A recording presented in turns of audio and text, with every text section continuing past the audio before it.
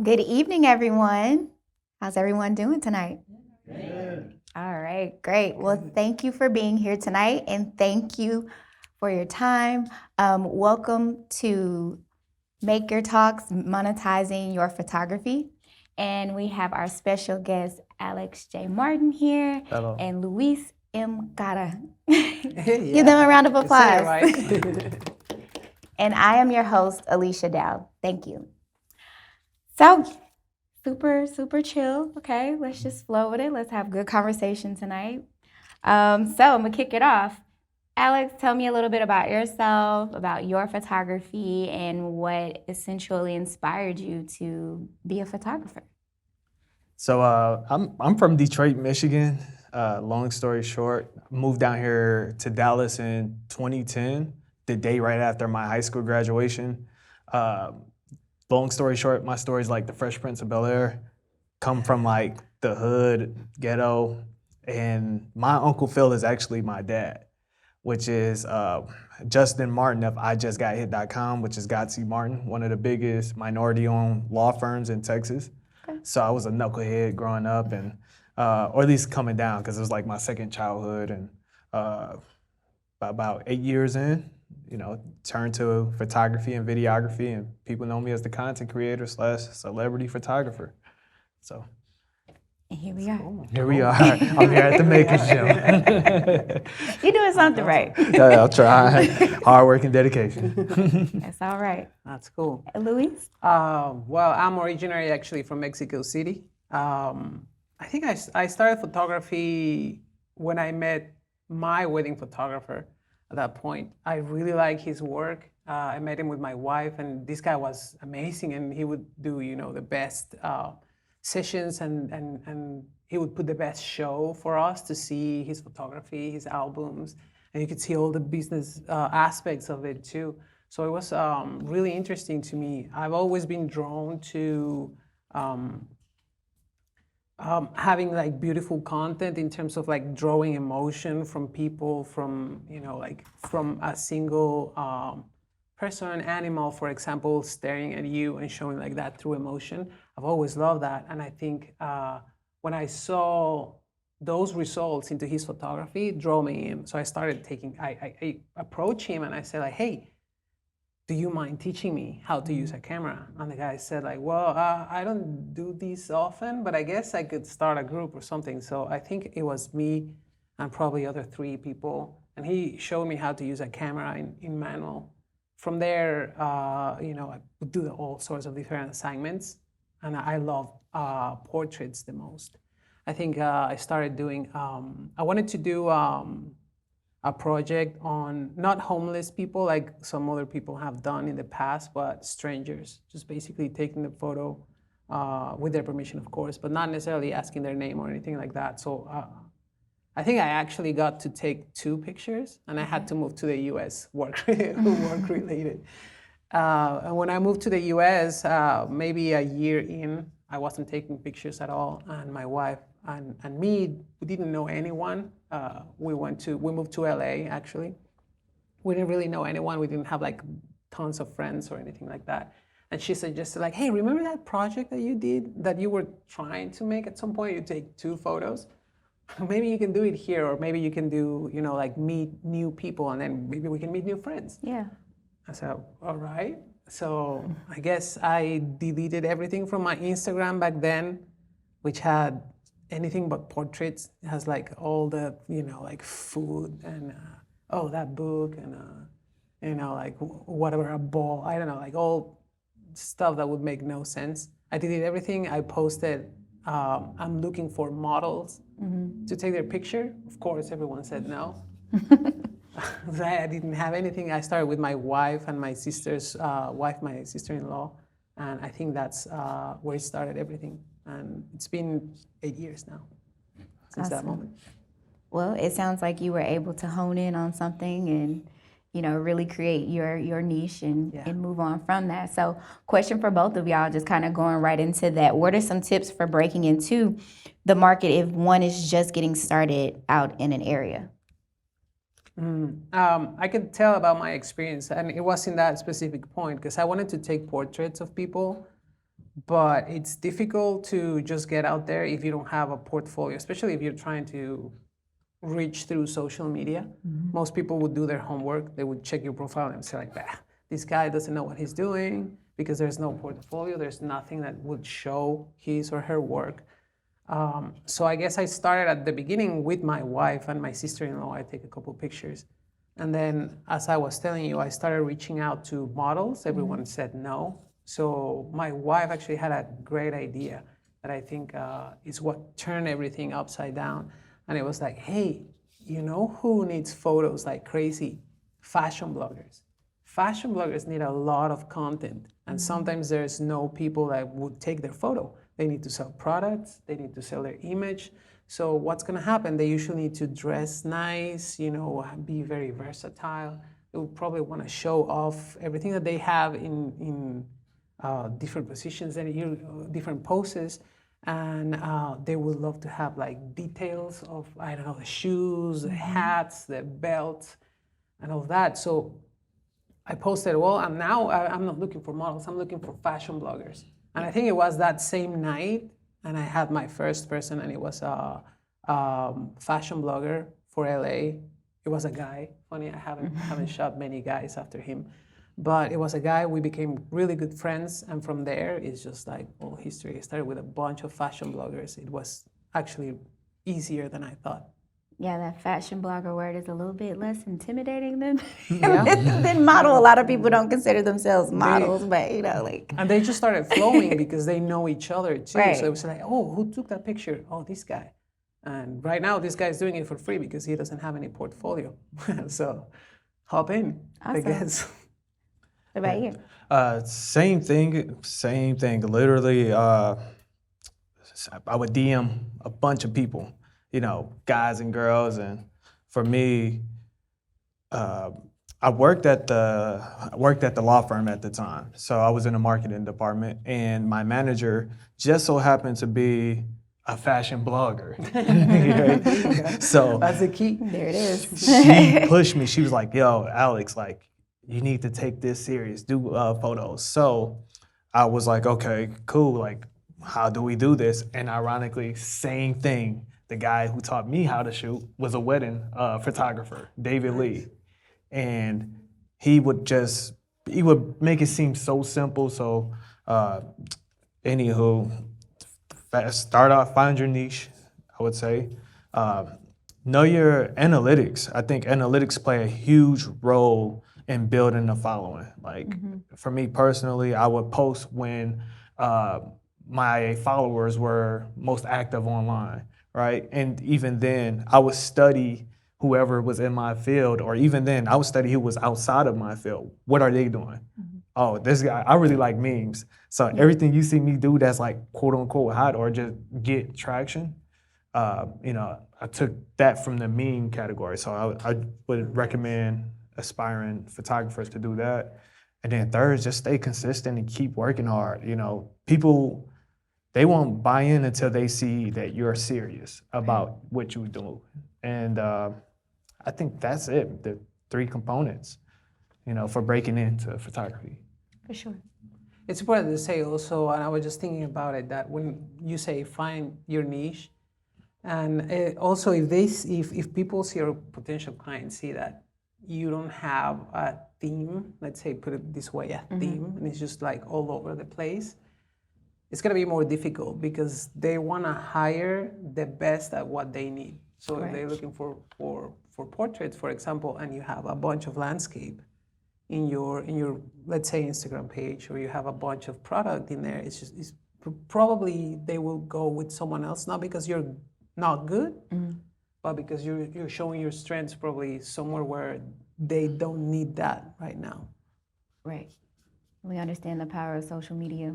Someone can literally be on your page for 3 seconds. Yeah. That's all you need to know to figure out Yeah. someone in enough words. Seriously.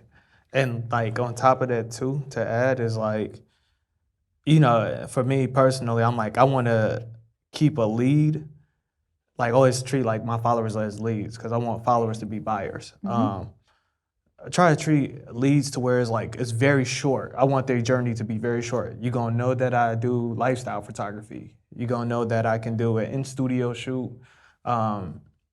Like, I don't want you asking 1,000 questions when you come in my DM. You see my work right there, and then you can hit the link in bio, which will allow you to see, extra or my work that I've done in the past.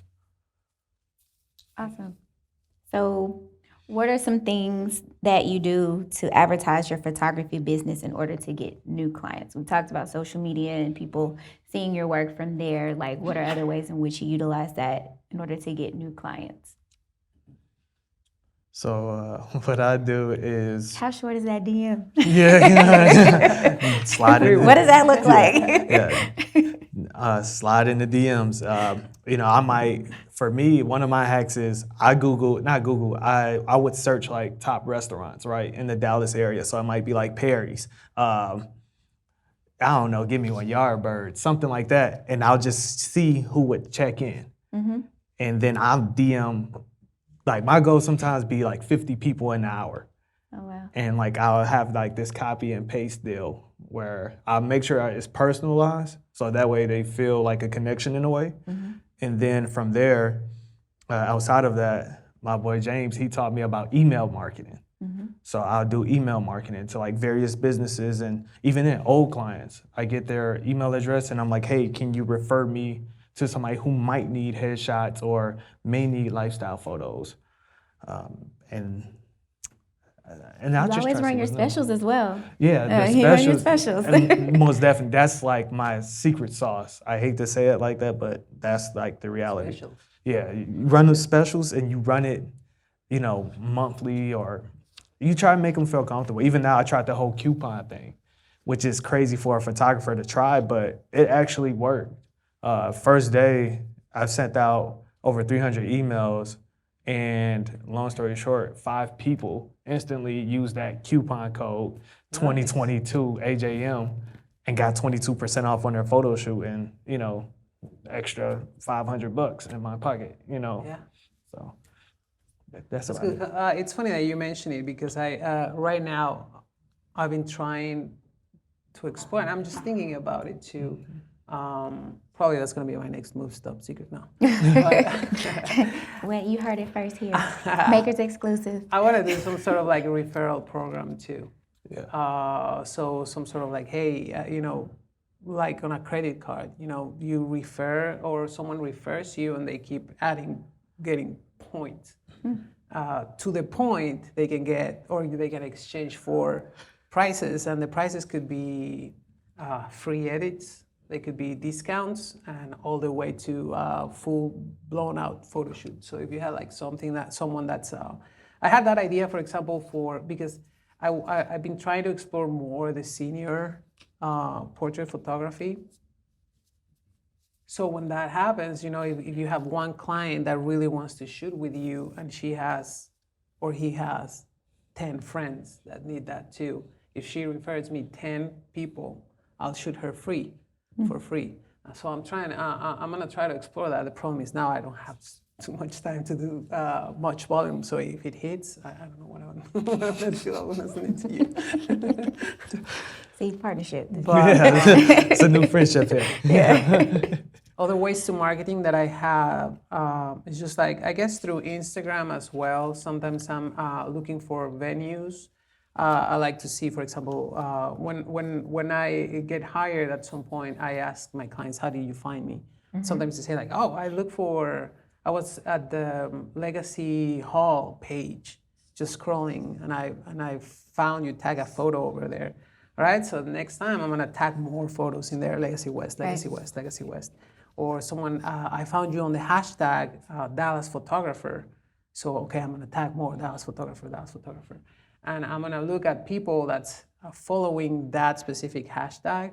And I would start like just going into their profiles and like 5 photos or 6 photos, and then move on. 5 photos, 6 photos, move on. Sometimes you get a follower, sometimes you get like thanks, and sometimes you get like, hey, I'm interested in what you do. That works. And I try to keep it like a variety of things too. I created a Google My Business page as well. So you upload all your stuff in there as well. I haven't been that good on uploading recent work, but people is always looking for reviews. So sometimes I'm trying to catch up on reviews because I don't have as many.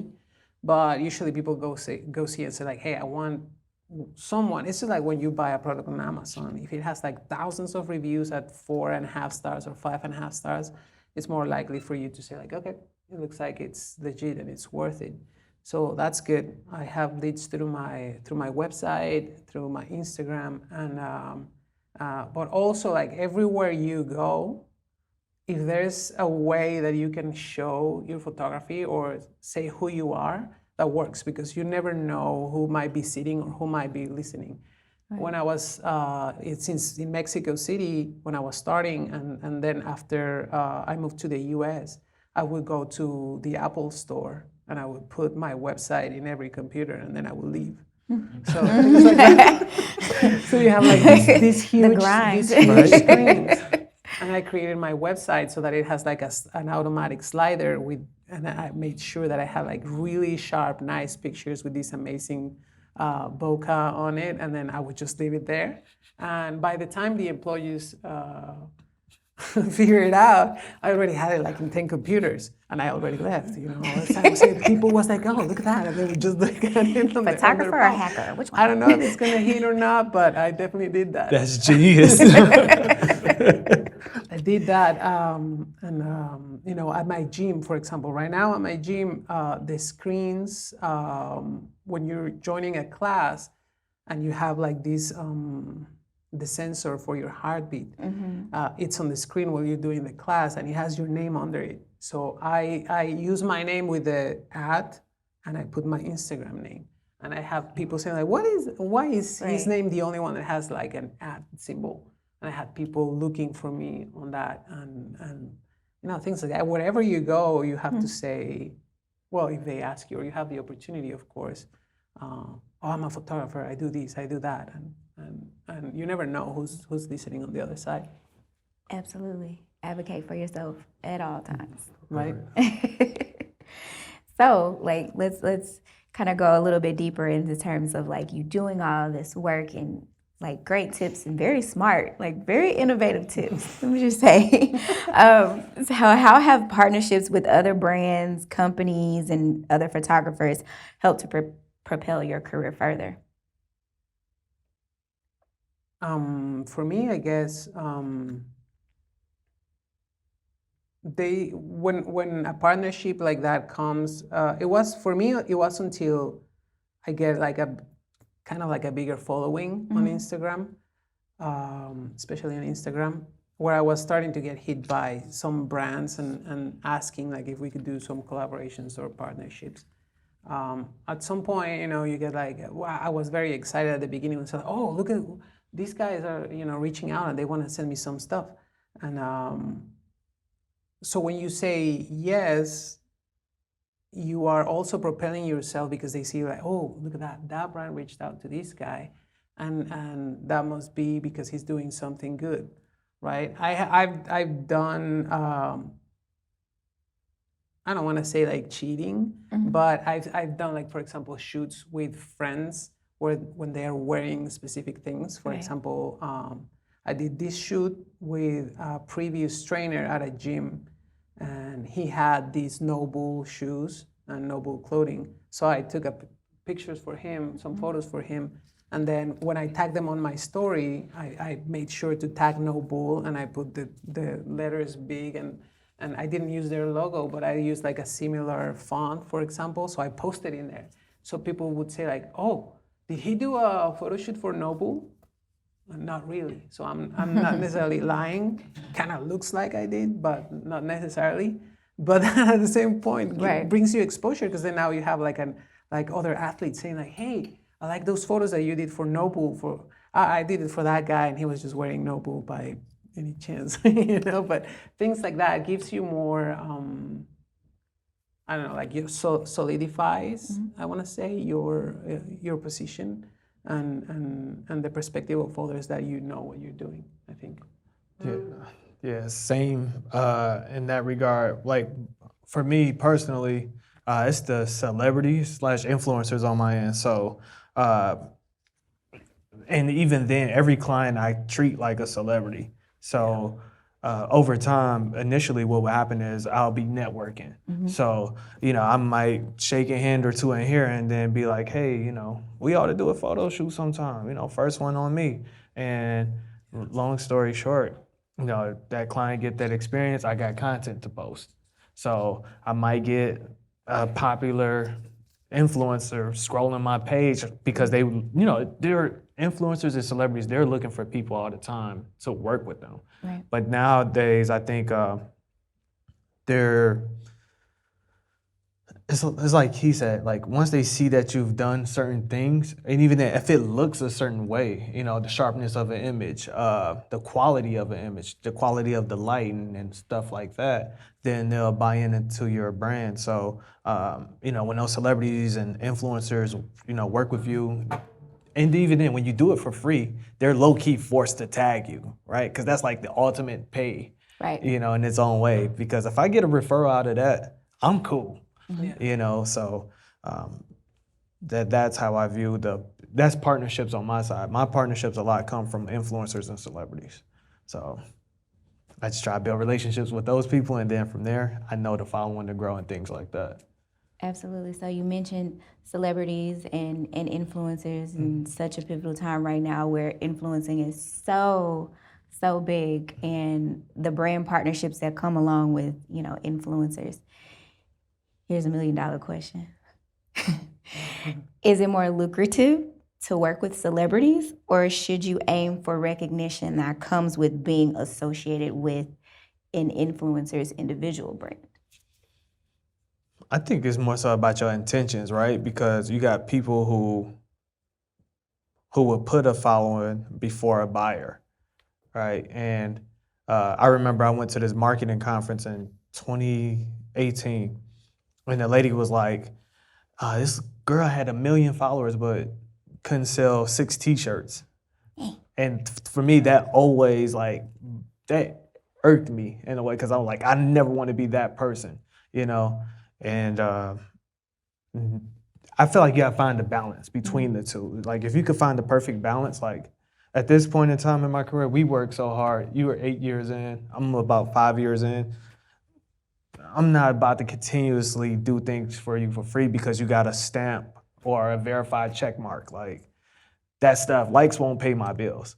So Right. I need my fee, and yeah, I think it's more so about your intentions. But I think if you come in with good intentions and genuine intentions, you will always win, no matter what the case is, because people will feel that energy. Yeah, for me, I think it depends. As you're saying, it depends, and sometimes I look at group of people that I still don't have access to, like group of people. For example, let's say, I don't know, I just want to start trying to make a breakthrough on people from University Park, for example. So I start looking for it. Who's moving there? Like who are on the top on the location? Who's on the top on the hashtag? And then probably I could go ahead and just message someone and offer a shoot for free. Hey, let's shoot.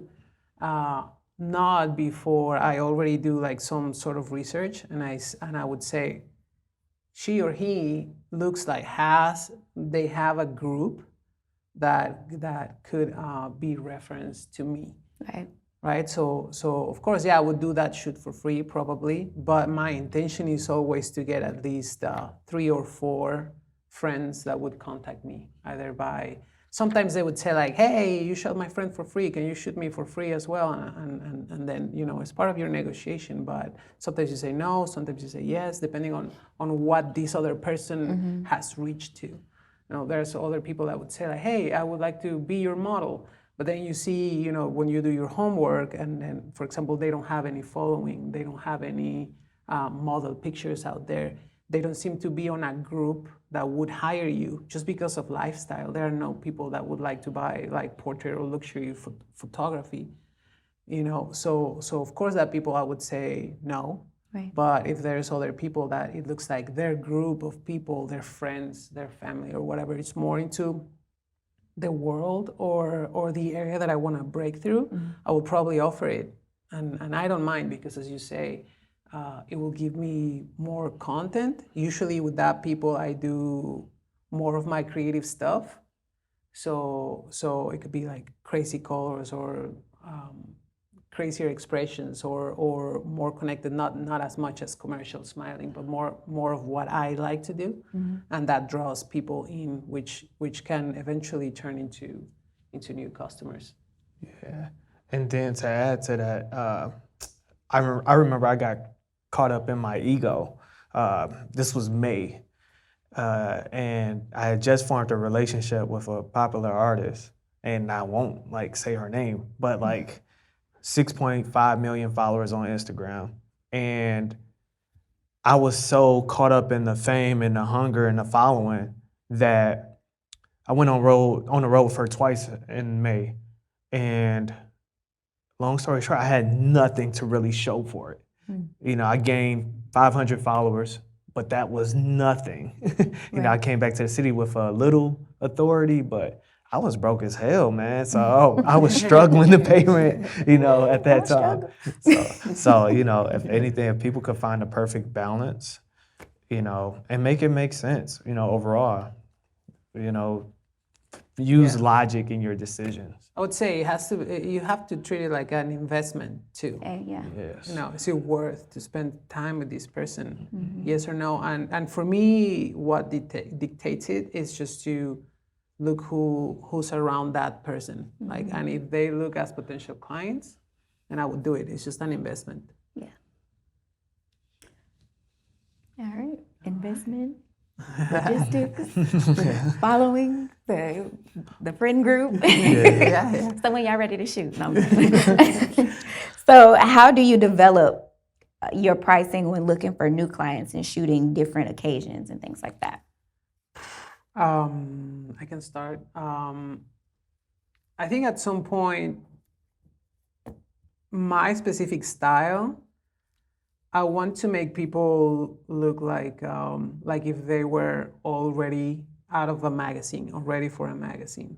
So I like to treat my work more into quality rather than into quantity.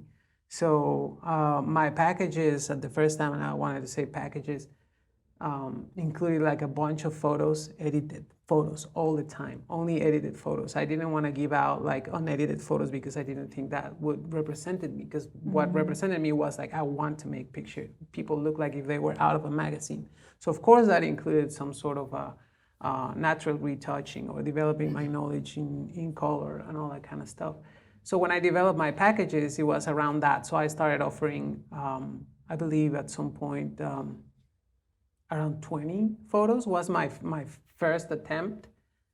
And quickly I said like, oh no, this is just gonna take the best of me because I don't think I'm charging too much for all the work that I have to do.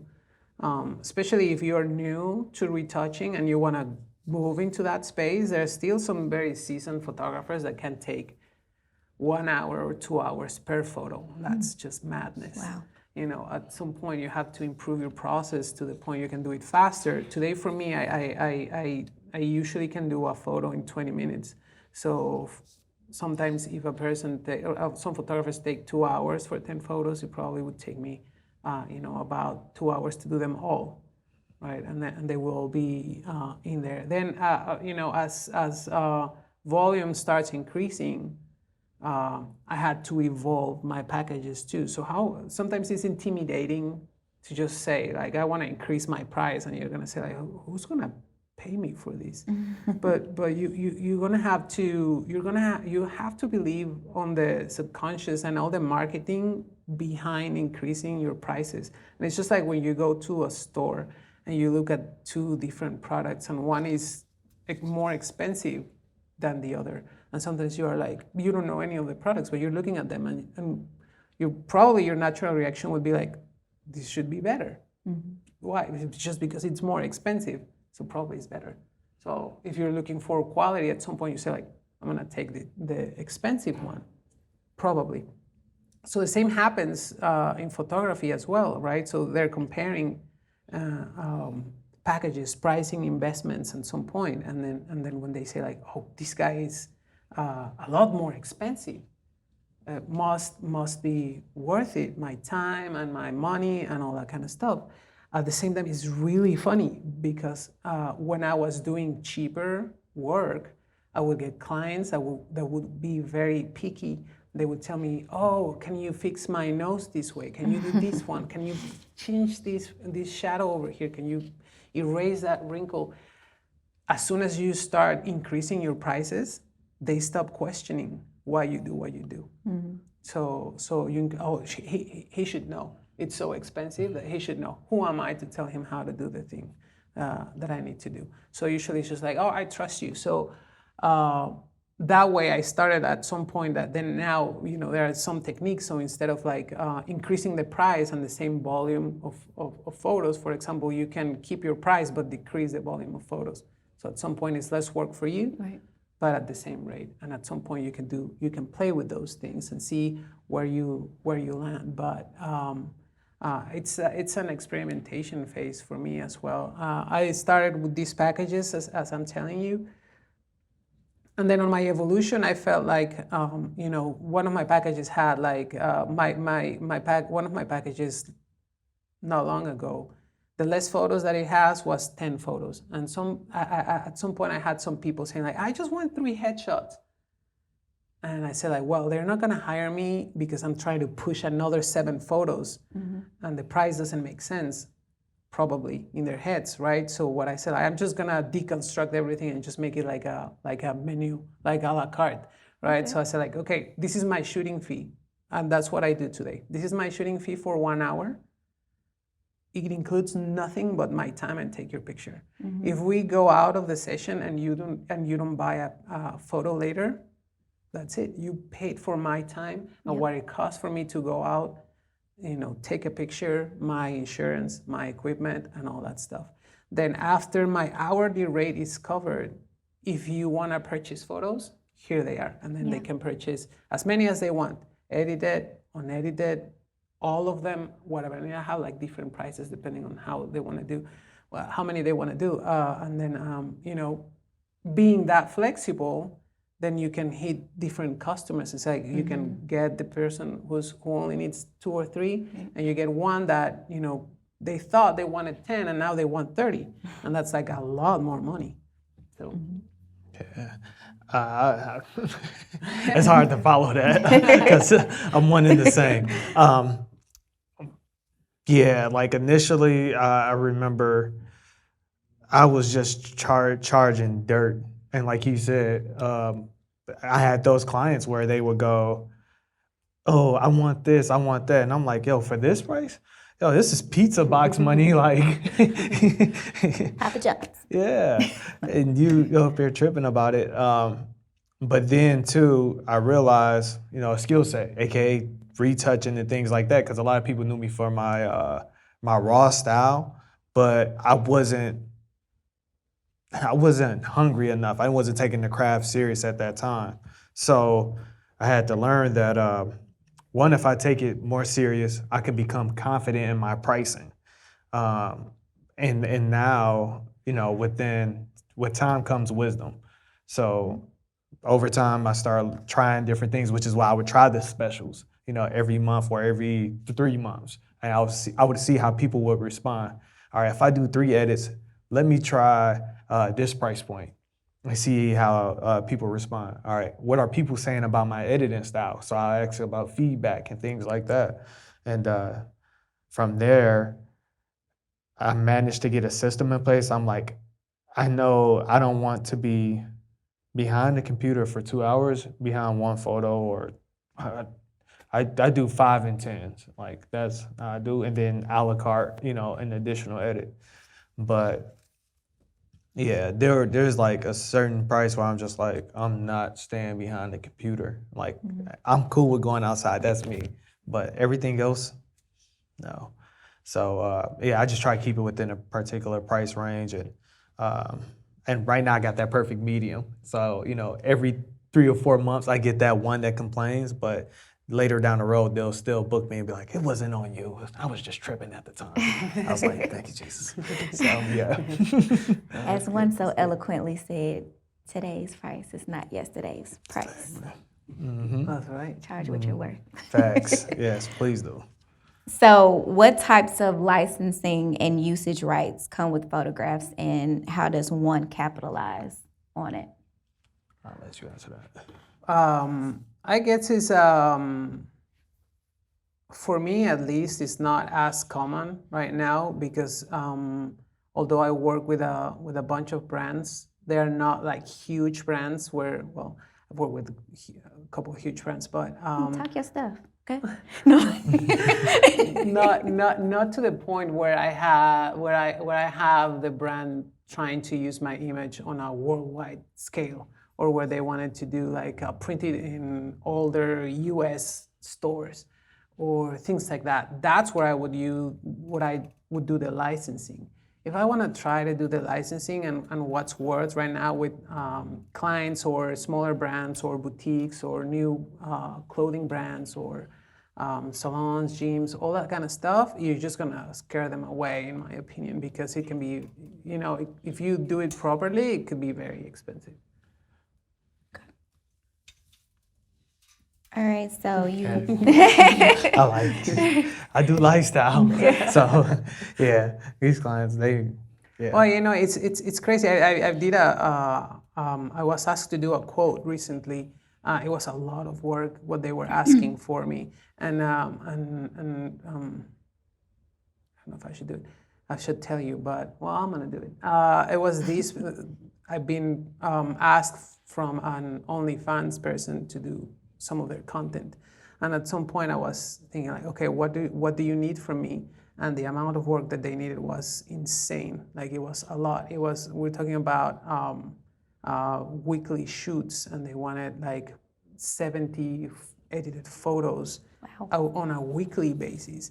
And on top of that, they wanted the raw photos. And on top of that, they want exclusivity in terms of the license, so I couldn't use anything.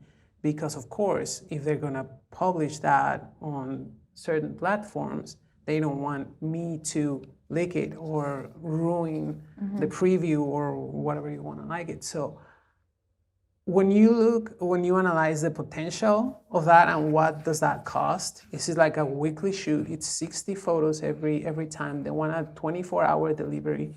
They want all the raws, and they want exclusivity, not for only 1 year, but for perpetuity. I was like, this is just gonna cost you some big bucks. So I believe for them, I couldn't meet their expectations, honestly, for what they were asking. I came back with a proposal, and I think it was closer to $7,000 per shoot. That's what it would cost for me, and half or more than half of the money per shoot, it was just the licensing. I don't know what they're gonna do with that. If they get like a huge contract with a brand, like a lingerie brand or like entertaining brand or industry or whatever, they could make millions out of a contract. And you would just be like, oh, I just paid him like $500. So that would be super unfair at that point. So you're just here looking and trying to analyze what potentially can bring to that either person, company, brand, or whatnot. So it depends on the scale that they want to go for. It depends what do they want to do with the photo or your content, how long they want to use it, and all that stuff. So there are some cases where you have to do it, but the price can be so high for what they're looking for that sometimes they would say like, well, no, this is too expensive. Then it's where they need to, consider their requests, or you consider like a different approach. But for me, for the time that was requested and the quality of work and all that kind of stuff, it was not something that's going to be cheap at all. How'd you know what my next question was going to be? How do you deal with, securing a sponsorship that doesn't benefit you altogether? Like you had to think differently in order for it to benefit you and/or understand maybe how to walk away. But like in an instance where it just doesn't benefit you altogether, what is some advice that you would give to a photographer? Oh man, do you want to start? I can. I would say know your morals and values. If you know exactly what you're trying to do and the direction you want to go in, I think that helps you out a lot with your decision making. That's with anything in life in general. But as a businessman or a businesswoman, I think you just really, really need to know where you're headed. And if it don't align with your vision, like me personally, I get girls that be like, "Hey, can you shoot me naked?" No, I'm good, love, enjoy.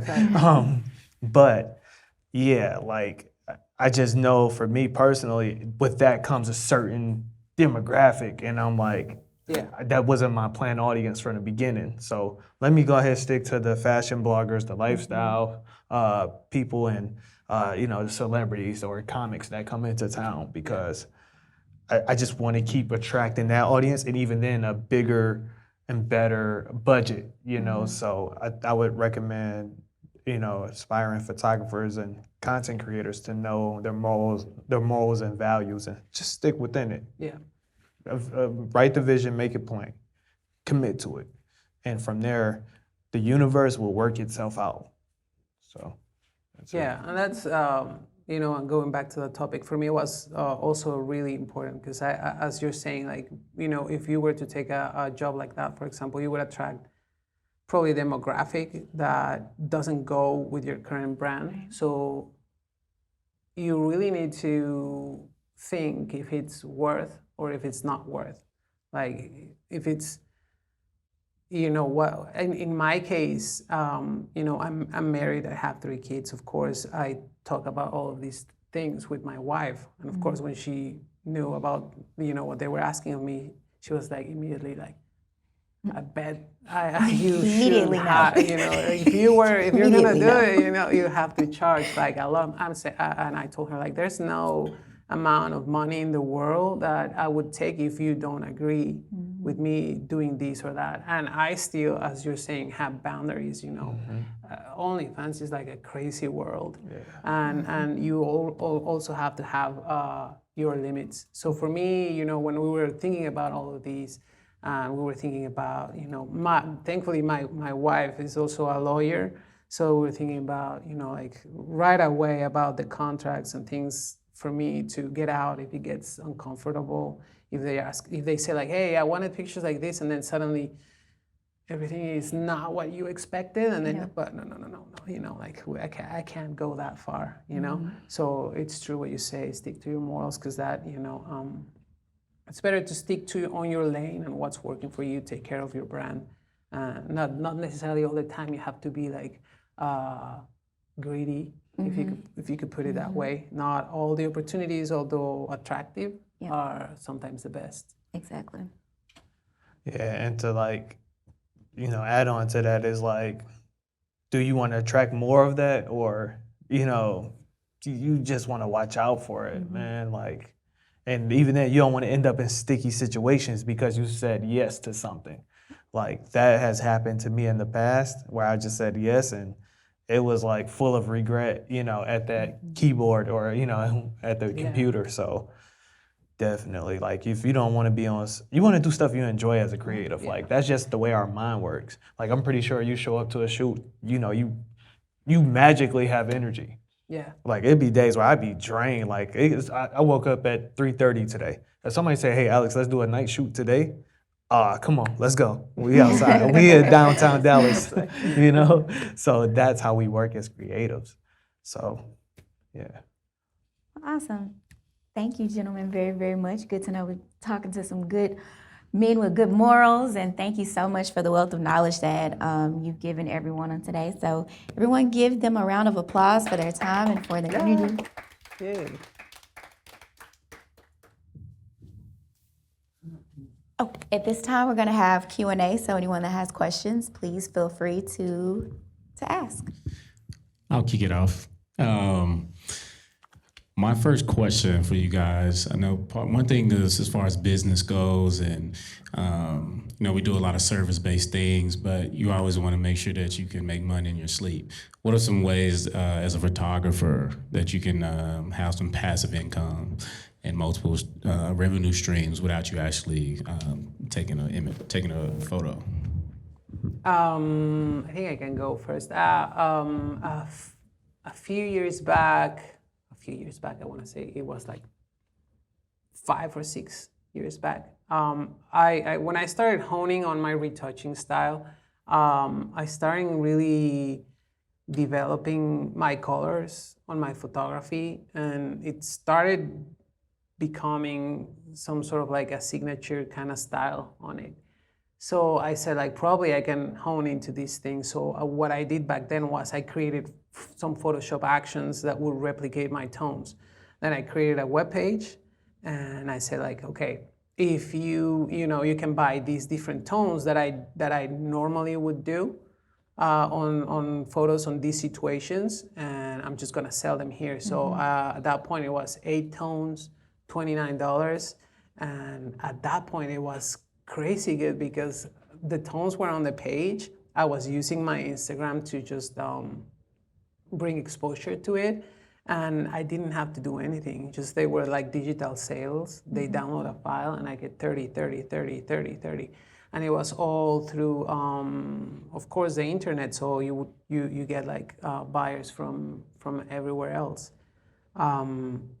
Another thing that I do is at some point, when you start feeling, in this case for me, more comfortable into the retouching space, I started offering photography editing classes as well. So people that had like a bunch of questions for me, I would put them all together basically, and from there I started building like some sort of modules that I can walk people through and say, like, hey, if you wanna retouch like me in these specific techniques, I can teach you. Yeah.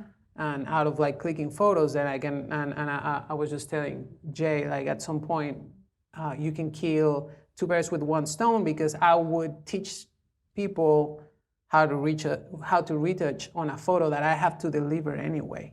So I'm just gonna do it like a tiny bit slower, but that will bring me income, extra income at the same time. So those are just like 2 different ways.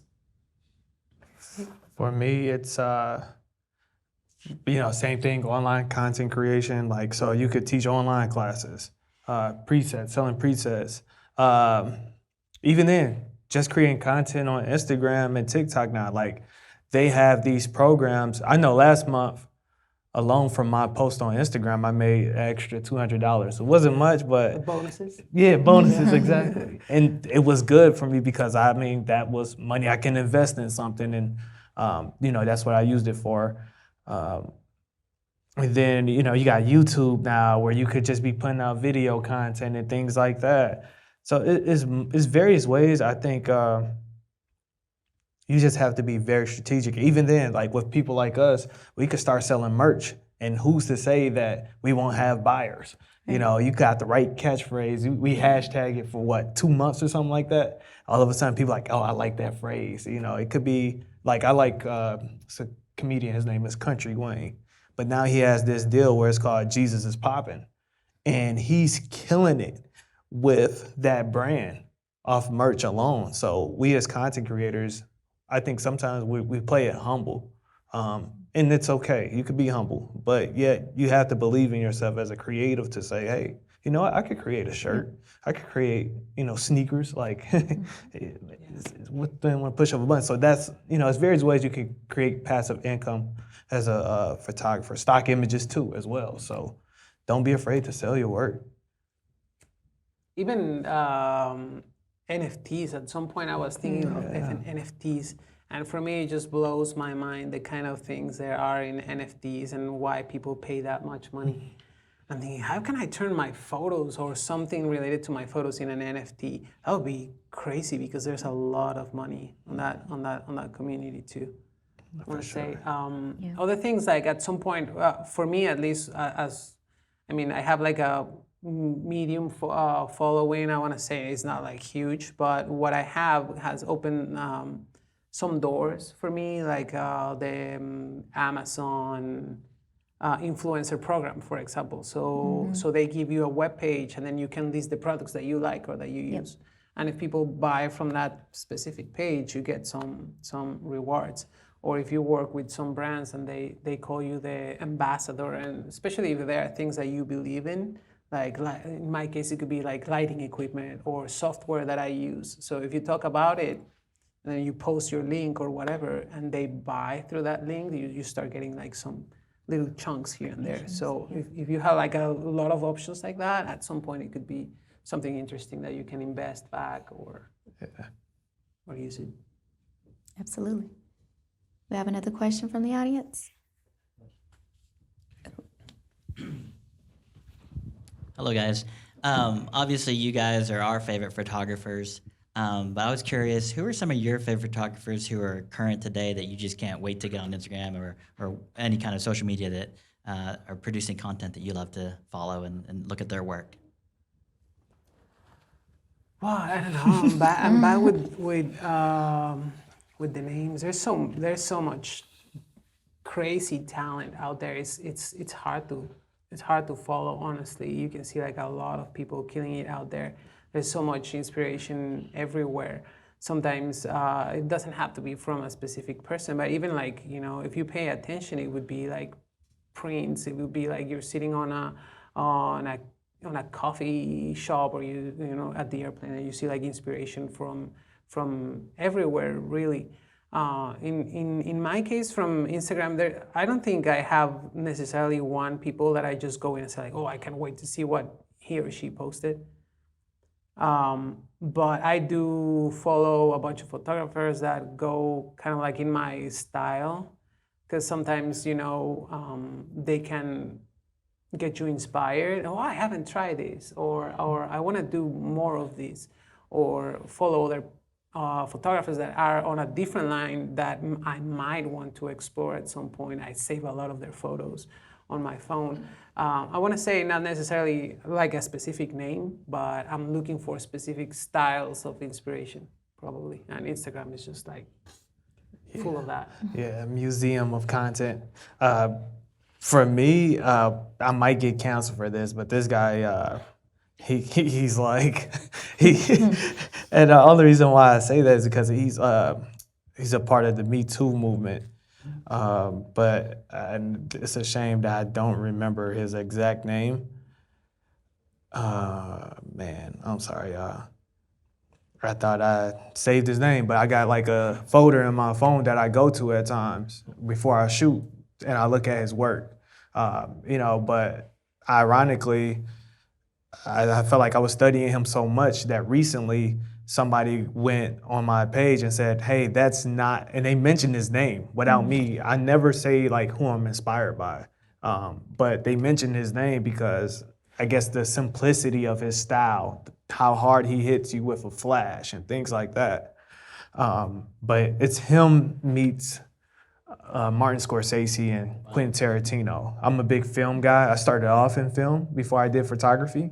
So in my head, the way I see pictures is I see it as a film. So a girl could be crossing the street. I already see her across the other side, but I see her mid-stride. So I'm like, hey, do it like this. But to answer your question, it's an inspiration from all over. But for me, it's like the filmmakers that I love growing up meets that guy. Awesome. Thank you, guys. We had a question here on the front row. Hi guys, nice to meet you and talk to you guys. I just had a question about what are some of the key strategies and routines that you think that you implemented in the beginning of your careers that you still use now today? In my case, definitely a workflow for editing and processing my work, because that will make you just more effective into it. Probably when I started doing retouching, for example, I would take like hours on one photo, and then you start trying to look for efficiencies, and then you're trying to stick to a process of, okay, this works. It's not that you cannot learn any further and you cannot evolve, but if you try to put like a recipe of how this would normally look like, that makes a lot of sense. So since you get a workflow and it's like, first I do this, then I do this, then I do this, then I do this. This business at some point, it can be very repetitive in terms of, for example, when you're sitting on the computer, when you're calling or selecting your images, what can you do to make it faster? Are there any tools over there to help you out so it doesn't become like such a mundane experience just going through hundreds of photos? Or when you're gonna edit it, you know, like instead of like every time sitting in front of the computer and say like, what should I do next? You know, since it's going to be repetitive, you need to at some point work kind of like a machine, and you know what to do, go there. So for me, it's easier or better to understand the tools and understand what you're trying to do, not just following some recipe at the same time. So, but those tools, using that kind of recipe, understanding those tools, using those kind of recipe should get you like pretty much all the answers that you need to follow and complete the work that you want to do. And since it becomes repetitive, at some point you start getting some efficiency. So I've stick to that from the beginning. Yeah, same thing here. It's process and routine that I stick to. I figure out ways how to make it better, like you say. Curiosity, I stay curious. What's going on? What are people doing? On top of that, hard work and dedication. Like I'm gonna work 14 to 18 hours a day. You know, like today I knocked out, I don't know, like 6 projects, and I just feel like, all right. And I'm always asking myself, how can I get better? I always ask the client, what did you like? What went wrong? How can I get better? And I feel like that sped me up a lot of times outside of the times I was like arrogant, wasn't asking questions or for feedback. I feel like the moment you stop asking for feedback, it's kind of like, and I mean, you don't have to listen to everything, but feedback helps out a lot, you know, and I think a lot of people, they get so caught up in themselves, especially as creators, man. We got egos. We be like, I ain't talking to such and such. They booked me for a reason. They knew what they was doing. But, you know, the reality is you need to listen too, because that person might see something in you that, you know, you're not really paying attention to yourself. Like for the longest, I would leave my photos raw. Like I'll just throw a preset onto there and send it off. They like the imaging. They like my framing. That's why people book me. But as soon as I start doing touch-ups, it took me to a whole nother level. And my friends will tell you, they told me for 2 years straight, you need to do touch-ups, man. Do touch-ups. Do premium touch-ups. Make the model look a certain way. Even though she's already pretty, how can you make her look better? And, you know, so feedback, hard work, dedication, and curiosity. Thank you. Now, I know you guys don't, you said that you do a specific style. Now, for those that do multiple styles, would you suggest having multiple different profiles? I Or would. shoot like let's say your OnlyFans, for instance. Since you don't want that to cannibalize your current, you know, livelihood, shoot that under a different name and use that shoot under a pseudonym, just like a writer would write a book under a pseudonym. Would you suggest that for content creators as well? I think you should, because, I mean, and I think the way you should treat it, you should have a main hub, right? That main hub could be your personal brand. So, you know, long story short, you want it. I feel like if you have a niche, you move faster, you know, but when you all over the place, people don't know exactly what to book you for. Like they gonna look at, and they gonna look and see who's better at that. So if you can mask your identity on a different page or platform, people will ask less questions. Does that make sense? Yeah, I think I would second that. You know, like, because I haven't done it myself just yet, but I guess some of my most interesting partnerships so far hasn't been necessarily on portrait and fashion, which is kind of weird.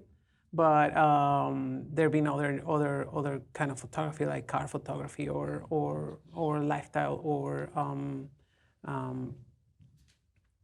more on the sports kind of photography as well. So I would say, you know, if we're gonna move into that, if you're gonna try to go for those other styles, you have to make them believe that you're the best at it.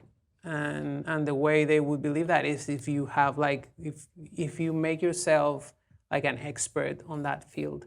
Like, for example, I'm really interested also on real estate photography, but I wouldn't start posting houses, I guess, on my page. So if I was to do that, I would definitely open like a new Instagram, a new web page. I wouldn't go on my name or anything. No one needs to know who am I on that page, I guess. And then you can get like a whole other set of clients that are probably unrelated.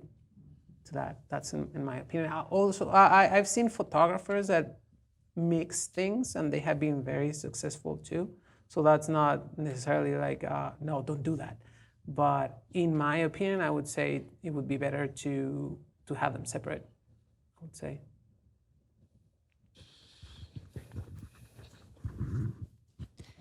I appreciate your time. Before you were talking about confidence and believing in yourself to raise your prices and elevate your work, and it seems like it all comes down to mindset. So can you explain ways that you grew your mindset to get you to a different level or more professional level, and who inspired you to get there, or what led you into that new space? I don't know. For me, well, I have to say, my photography is not necessarily my main income right now. So I have the luxury that I get, or non-luxury as well, but that I have limited time. So having limited time means that I need to reduce the volume of requests that I have. So one way to reduce the volume is just charging more, right? The problem is that at some point when you charge more, let's say you start working only with owners of places. The owners have owners' friends as well. So if they like your work, then you're gonna get other owners interested, and they would probably book you. So what do you do next? You keep raising it. Keep raising it, keep raising it, keep raising it, because otherwise, at least for me, if I don't raise it, I could be at some point consumed, and that's not a lifestyle that I want, because I have 3 kids. I enjoy my weekends. I enjoy my nights. I'm not a machine that's gonna edit all nights nonstop and don't have a life. But yeah, that confidence and also like having with my wife, for example, she pushes me more and say like, hey, for this, probably you should charge more. You should try it. You should do this. And she gives me confidence. They are booking you. That means you're doing something right. So let's just keep trying. You know, if that doesn't work, well, it didn't work for this client, but maybe we can try something different later on. I would say that. Yeah. For me personally, I think it goes back to like your original vision, right? You see yourself here, and right now you're just working towards it. Now you're gonna have days where you just be like, "Screw this!" I've had it multiple times, but I'll play like it might be a church sermon, it might be Tony Robbins or Eric Thomas, the hip hop preacher. But I just know in the end, one of the goals that I set is that I will be one of the best content creators / marketers in Texas. So I know I can't stop. As much as I want to at times, I just know I can't, because my grand vision, like I just want to go to the casket where it's like at least I gave it 80% of what I had. So, that's how I think. But it's been times, and I mean, and you always got to be grateful too, right? As long as somebody's booking you, you're winning. Yeah. It's a lot of people that jump into this field and they can't get a booking for nothing because they're not actually applying themselves. Maybe they don't have the faith. Maybe it's a lot of things that factor into it, but you're here. And also too, thank you for your time and thank you for listening, because I never thought anybody would listen to me. So, but yeah, like keep yourself motivated. Our brain is like the food we take in. So you gotta digest positive things and positive thoughts if you can. So at least I do. Every day. Okay, I know you guys were talking about like your niche and, being specific with your niche. If someone were to approach you that wasn't in your niche, and I know that you said that you probably wouldn't like display it as much because it's not really showing what you do. How do you go about pricing them? And if you do accept them, how do you go about pricing them and, just making adjustments for that specific person? Yeah, it has happened to me like a couple of times already that I've been like, oh man, I don't do that. But is this like a new opportunity for me? Looks like this brand might be something interesting. So if I say no, probably I'm gonna shut a lot of doors that could possibly come out of that. So lately I've said yes.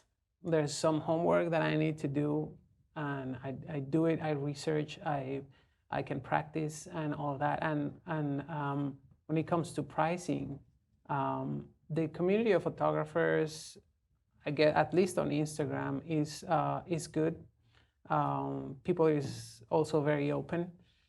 So it's easier for me to reach out to other persons that I know. Oh, he does this type of content. He does video. He does product.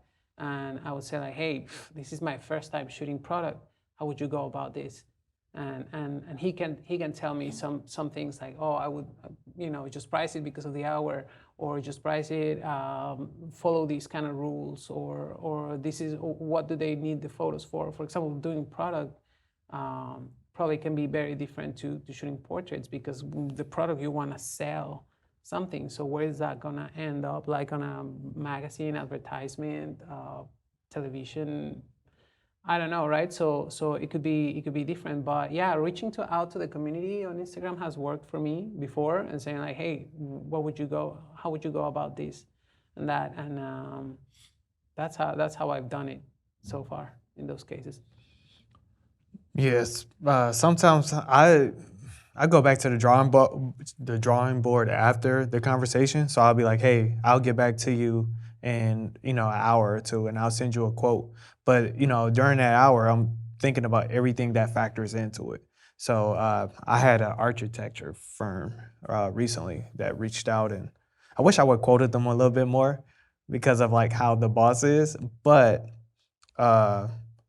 going back to the drawing board allowed me to price them, at least somewhat correctly. So I think sometimes when they're not in your niche, just take your time. I think sometimes we feel like we have to rush everything, right? We got to respond to these emails instantly. No, give yourself time to think as you look at it, as you read it and process it. Because sometimes you just don't want to regret taking on the project. If it's not a fit for you, like I don't take on wedding clients. I'm like, no, I'm sorry. I'm scared of Bridezilla. Yeah. Stay over there. But yeah, that's what I would say. Take your time with it. Like, don't feel like you have to rush the response, or think your quote through. Price what you think is fair for you, because you have to deal with you at the end of the day. The client won't care. And I hate to say it like that, but dog eat dog world. Well, we want to thank you so much for coming out tonight. Thank you for your engagement. Thank you to Alex. Thank you to Luis for all of the knowledge and the pearls that you shared on this evening. Thank you so much, and we hope to see you back for another Maker Talks in the future. And have a good night and be safe getting home. Thank you. Thank you.